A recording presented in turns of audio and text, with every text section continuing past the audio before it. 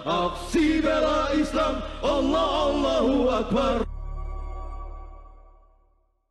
Memperhatikan pasal 156A huruf A KUHP dan pasal-pasal dari Undang-Undang Nomor 8 Tahun 1981 serta ketentuan lain yang bersangkutan, mengadili, menyatakan terdakwa Insinyur Basuki Cahayapurnama alias Ahok terbukti secara sah dan meyakinkan bersalah melakukan tindak pidana penodaan agama, menjatuhkan pidana kepada terdakwa oleh karena itu dengan pidana penjara selama 2 tahun, memerintahkan agar terdakwa ditahan, menetapkan barang bukti yang diajukan oleh penuntut umum berupa nomor 1 dan seterusnya, dan barang bukti yang diajukan oleh penasihat hukum berupa nomor 1 dan seterusnya,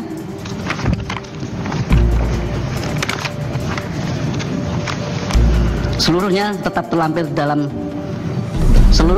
terlampir dan menjadi bagian yang tidak terpisahkan dari berkas perkara, membebankan kepada terdakwa untuk membayar biaya perkara sebesar Rp5.000.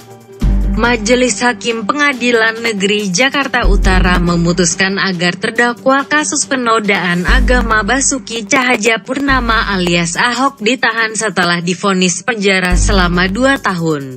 Menimbang bahwa untuk menjatuhkan pidana terhadap terdakwa, maka perlu dipertimbangkan terlebih dahulu keadaan yang memberatkan dan meringankan terdakwa, kata Abdul Rosyad, anggota Majelis Hakim Pengadilan Negeri Jakarta Utara saat pembacaan putusan perkara Ahok di Auditorium Kementerian Pertanian, Jakarta, Selasa tanggal 9 Mei.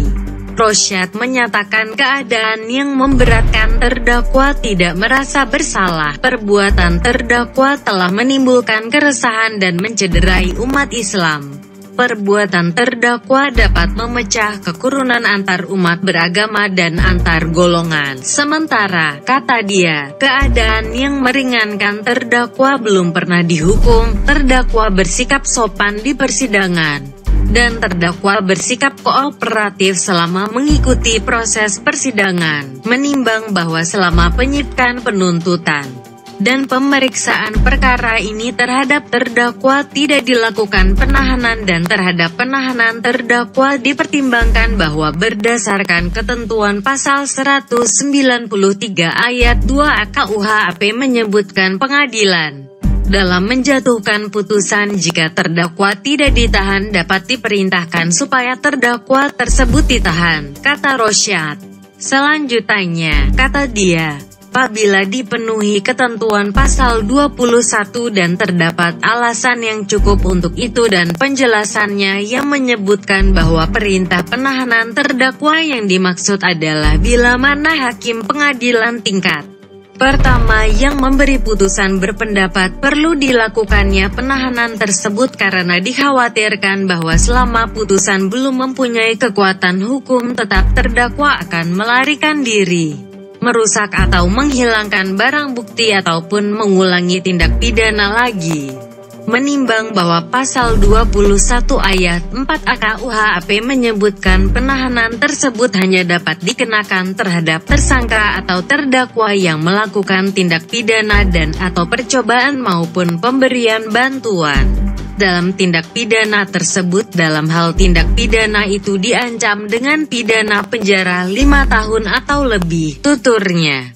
Kemudian, kata Rosyad, menimbang bahwa berdasarkan pertimbangan pengadilan terdakwa telah dinyatakan terbukti melakukan tindak pidana sebagaimana tersebut dalam pasal 156 KUHP dengan ancaman pidana penjara selama-lamanya 5 tahun. Menimbang bahwa pasal 197 ayat 1 KUHP menyebutkan bahwa surat putusan pemidanaan menyebutkan perintah supaya terdakwa ditahan atau tetap dalam tahanan atau dibebaskan, kata Rosyad. Selanjutnya, Rosyad menyatakan menimbang bahwa pasal 197 ayat 2 KUHP menyebutkan bahwa tidak dipenuhinya ketentuan dalam ayat 1 huruf A, B, C, D, E, F, H, J, K dan L. Pasal ini mengakibatkan putusan ini batal demi hukum. Menimbang berdasarkan uraian tersebut di atas, pengadilan menetapkan agar terdakwa ditahan, kata Rosyad. Sebelumnya, Jaksa Penuntut Umum (JPU) telah menuntut Ahok dengan menjatuhkan pidana penjara selama 1 tahun dengan masa percobaan 2 tahun.